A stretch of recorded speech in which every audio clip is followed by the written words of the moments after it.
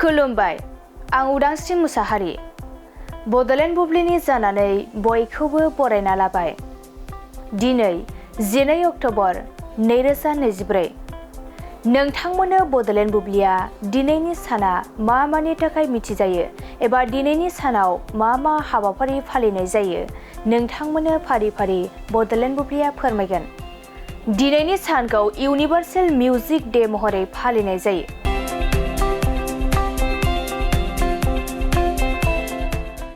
सुबुंफोरा देंखोखौ मोनसे मुलुगनां राव महरै फोसावनो थाखाय देंखोनि सानफोरखौ फालियो, जाय बैसो, हारि एबा समाजारि थामान सायख'आजासे सुबुंफोरखौ ज' खालामनो हायो।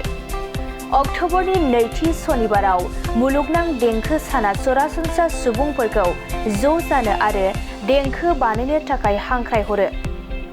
बेयो सुबुंफोरनि थाखाय गुबुन सोरजिलु लामाजों गावसोरखौ फोरमायनायनि सानबो। बे जाहोननि थाखाय बे सानखौ मुलुगनां सेल्फ एक्सप्रेसन डे मुङैबो मिथिनाय जायो।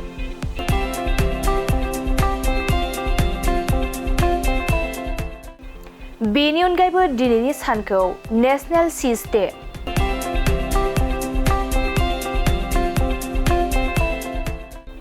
I love yarn day,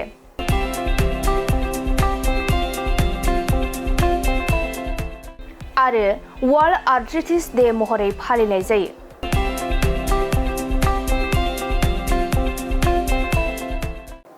नोंथांमोननो Bodoland बुब्लिया दिनैनि सानाव मा हाबाफारिजों मिथिजायो आरो मा हाबाफारिखौ फालिनाय जायो फोरमायबाय। गोजोन्थों। गोजोनथाव खौरां। टिभिएसनि गारि लानो गोसो गुदुं जानाय सुबुंफोरनि थाखाय मोनसे गोजोनथाव खौरां। चिरां जिल्ला बिजनीनि बागुरुम्बा टिभिएस गारि श'रुमा नोंथांमोननि थाखाय दुर्गा फुजानि धामाका अफार लानानै फैदों। बाइक आरो स्कुटि गारि सालायनो मोजां मोनग्रा रायजो राजाफोरनि थाखाय बागुरुम्बा टिभिएस गारि श'रुमा धामाका अफार होना नोंथांमोननि गेजेराव मोनसे मोजां खाबु होगासिनो दं। बिजनी स्टेट बेंकनि साखाथिनि CRPF केम्पनि उल्था सोनाब फारसे थानाय बागुरुम्बा टिभिएस श'रुमाव डाउन पेमेन्ट होनानै नोंथाङा टिभिएसनि गारि लानो हागोन। नोंथांमोना बागुरुम्बा टिभिएस श'रुमाव फैनानै नोंथांनि लुबैनाय बायदि टिभिएसनि गारिखौ लांफैनो हागोन। टिभिएसनि गारि सालायनो मोजां मोनग्रा रायजो राजाफोरनि थाखाय बागुरुम्बा टिभिएस श'रुमा बेनि अनगायैबो गोबां मोजां अफार लाबोदों।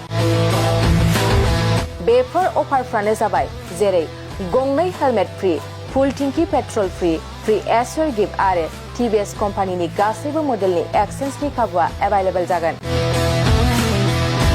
आरोबाव गुबुन मोनसे मोजां खाबुआ जादों फाइनान्स लागिरिफ्रा डाउन पेमेन्ट होनानै खम बेसेनाव टिभिएस कम्पानिनि गारिखौ लानो हागोन।